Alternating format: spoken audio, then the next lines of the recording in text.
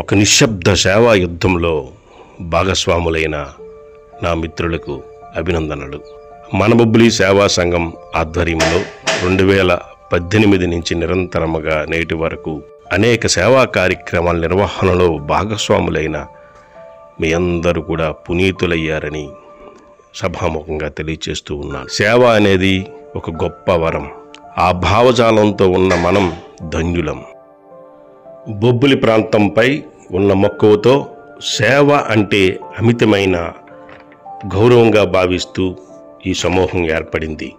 ఈ సమూహం ద్వారా గ్రీన్ కాప్స్ అంటూ మొక్కలను కాపాడడం, చిన్న సహాయం అంటూ పేద విద్యార్థులకు పుస్తకాలు, స్కూల్ బ్యాగ్స్ పంపిణీ, ప్రాజెక్ట్ 10 అంటూ విద్యార్థులకు స్టడీ మెటీరియల్స్ పంపిణీ, వికలాంగులకు ట్రైసైకిళ్ళు, వృద్ధులకు బెగ్గర్స్కి ప్రతి ఏడు రగ్గుల పంపిణీ, ప్రతి ఏడు మట్టి వినాయక ప్రతిమల పంపిణీ, ప్రభుత్వ కార్యాలయాల్లో శుద్ధినీటి యంత్రాల ఏర్పాటు, ప్రభుత్వ పాఠశాలలో రిపేర్లు మరియు శుద్ధినీటి యంత్రాల ఏర్పాటు, గిరిజన గ్రామాల్లో బోర్లు, కాలుష్యం నియంత్రించాలని అవగాహన, మహిళలకు అండగా పెప్పర్ స్ప్రేల పంపిణీ, గిరి సేవ అంటూ గిరిజన పాఠశాలలో విద్యార్థులకు టేబుల్స్ ఏర్పాటు, పాఠశాల దూరంగా ఉన్న గిరిజన విద్యార్థులకు రవాణా సౌకర్యం ఏర్పాటు, పేద వృద్ధురాలికి ఇండ్ల నిర్మాణం, గిరిజన గ్రామాల్లో రగ్గుల పంపిణీ, కోవిడ్ లాక్డౌన్కి ముందే అవగాహన ర్యాలీలు, కోవిడ్ లాక్డౌన్ మొదటి రోజు నుంచి అన్నదానం, గిరిజనులకు, వికలాంగులకు, రిక్షా కార్మికులకు, చెప్పులు కుట్టే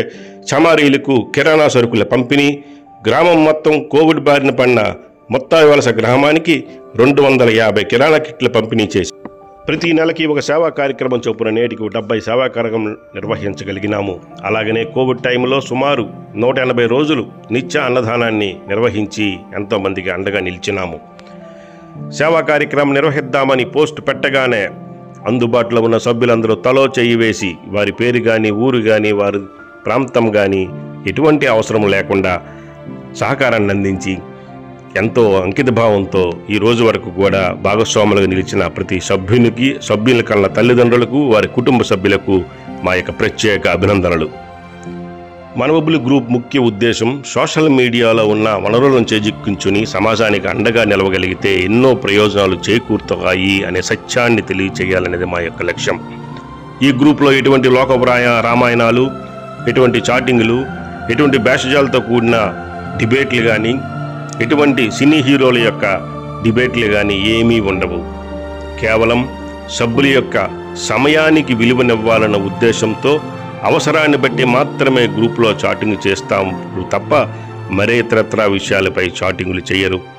ఎవరు ఏది ప్రతిపాదించినా అందరూ కూడా ఆమోదం తెలుపుతారు. అది ఈ గ్రూప్ సభ్యులకున్న ముఖ్యమైన సద్గుణం. అందుకే వారందరూ కూడా నా దృష్టిలో పునీతులయ్యారనే నేను చెప్పగలను. ఈ గ్రూపులో ఉన్న సభ్యులలో కేవలం 10 మంది మాత్రమే స్థానికంగా ఉన్న వాళ్ళము. తగిన వారంతా కూడా వివిధ ప్రదేశాల్లో జీవిస్తున్నవారు. సామాజిక బాధ్యతతో, వ్యక్తిగత బాధ్యతతో అవసరం అనగానే అండగా నిలుస్తున్న ఆ సభ్యుల యొక్క సద్గుణం గురించి నేనేమి చెప్పగలను. గ్రూపు ఏర్పాటుతో పాటు కోవిడ్ వరకు కూడా అనేక సేవా కార్యక్రమాల్లో ముందుండి నడిపించినటువంటి మా కిట్టు అన్నయ్య కోవిడ్ సమయంలో సుమారు 80 రోజుల పాటు అనేక గ్రామాలు, అనేక వాడల్లో అన్నదాన కార్యక్రమాల నిర్వహణలో ముందుండి నడిచినటువంటి మా కిట్టు అన్నయ్య అదే కోవిడ్ బారిన పడి వీరమరణం పొంది మాకు ఎంతో బాధను మిగిల్చిన విషయం మీ అందరికీ తెలిసిందే. ఆ అన్నయ్య యొక్క త్యాగాన్ని, వారిని స్ఫూర్తిగా తీసుకొని మనమంతా మరిన్ని సేవా కార్యక్రమాలు నిర్వహించి వారి ఆత్మకి శాంతి కలిగించాలని అందరినీ కోరుకుంటూ అభిమాని ఫౌండేషన్ స్వచ్ఛంద సేవా సంస్థ మరియు మనబొబ్బిలి సేవా సంఘం బొబ్బిలి. జై హింద్.